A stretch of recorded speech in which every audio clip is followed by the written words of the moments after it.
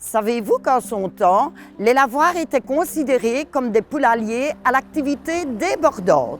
En effet, les femmes, même si elles riaient, chantaient, se disputaient parfois, aimaient particulièrement écouter les ragots du quartier.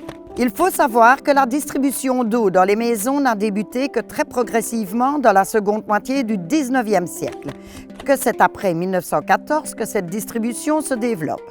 Les lavoirs ont été utilisés jusqu'au début des années 1960. C'est dire si les fontaines publiques, les bacs en ciment aménagés dans les ruisseaux comme celui de la rue de Barissard, qui existent encore, les bornes fontaines et finalement les bacs lavoirs en pierre de taille installés par les autorités dans les différents quartiers de la ville ont été largement fréquentés par les ménagères et les lavandières. Une ville thermale et touristique telle que Spa n'a pu se développer sans le travail souvent pénible des habitants et notamment des lavandières occupées dans les nombreux lavoirs de la ville. Ces ateliers de lavandières se sont développés pour blanchir le linge des curistes et répondre à la demande de nombreux hôtels de Spa.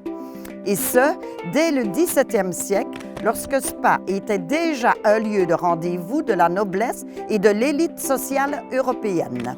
La présence des lavandières ou tout au moins de ménagères qui lavent le linge est déjà attestée en 1670, puisqu'à ce moment, une ordonnance interdit de rincer quoi que ce soit dans la fontaine du marché, afin de préserver la qualité de l'eau.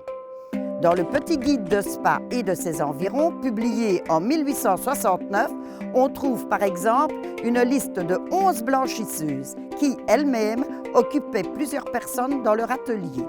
À l'heure où chaque ménage dispose de l'eau courante, qu'il possède sa machine à lessiver ou, à défaut, peut se rendre dans une laverie, il est bien compliqué de se rendre compte de la pénibilité du travail de ces ouvrières de l'ombre.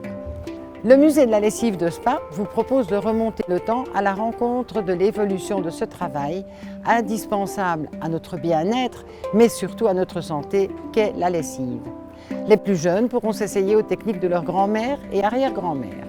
Il est évident qu'aujourd'hui, ces lavoirs ne sont plus utilisés. Ce sont cependant des témoins concrets de notre histoire qui, même muets, ont parfaitement leur place dans notre patrimoine historique. Peut-être certains d'entre eux, moyennant quelques petits aménagements, pourraient-ils redevenir de sympathiques lieux de rencontre.